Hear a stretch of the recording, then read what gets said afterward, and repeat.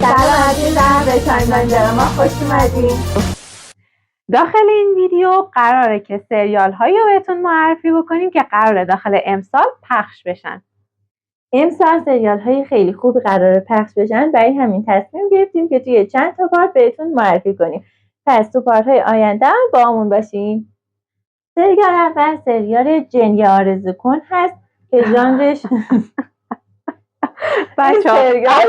این سریال مثلا من اول خلاصش بگم بگو بچه ها متوجه بشن.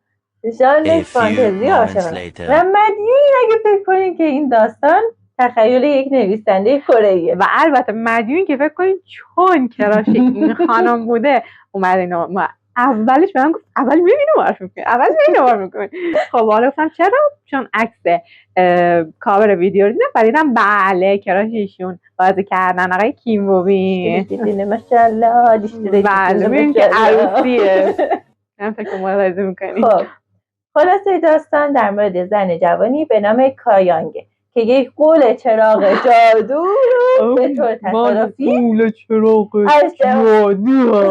از چراغ جادو بیرون میاره. بله داستان علایالدین، خوش اومدین.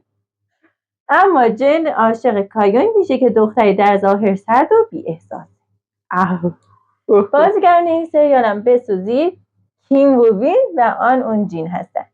این سریال مطمئنا یکی از مورد انتظار ترین سریال های امساله. چرا؟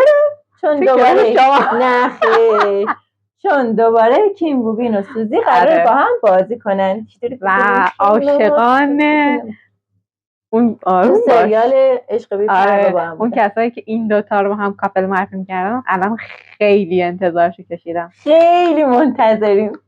مثلا تو داریم پرواز می‌کنیم الان نگیرم مثلا پرواز کرده بچه. آره ولی داستانش خیلی نگاه تا که نگاه میکنی قطعا اینو 1001 بار میشه نگاه میکنی. اصلا مهم نیست که از علایالدین درش برده.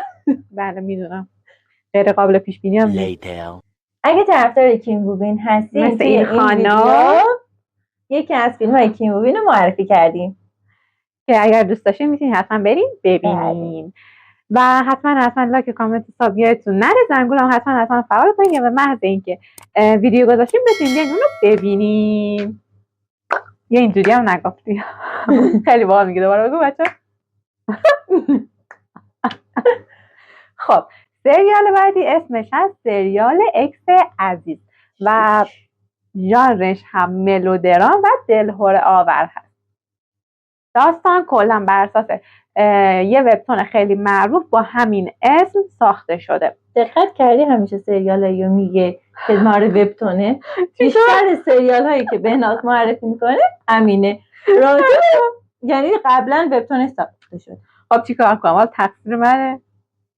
فیلم های جدید معرفی خانم شاید وبتون خوندن. فیلم های جدید شاپرم ساکت شو.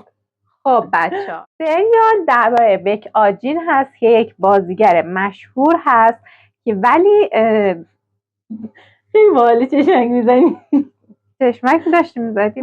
بزن یه دونه بزن خیلی باحالی. خب که در ظاهر یه زندگی خیلی موفقی داره اما در واقع یه رازهای خیلی تاریک و یک چهره پنهان داره و اون دارم در مورد رازهای تاریک صحبت میکنم.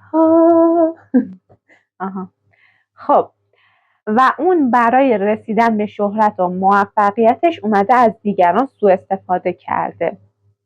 بازیگر یکی آیلینو بگیره بچه ها خواهش میکنم، اصلا از کنترل من خارج شده دیگه. بازیگران این سریال کیم یو جونگ، کیم یونگ ده و کیم دو هون هستن. دوستتون داریم. بای.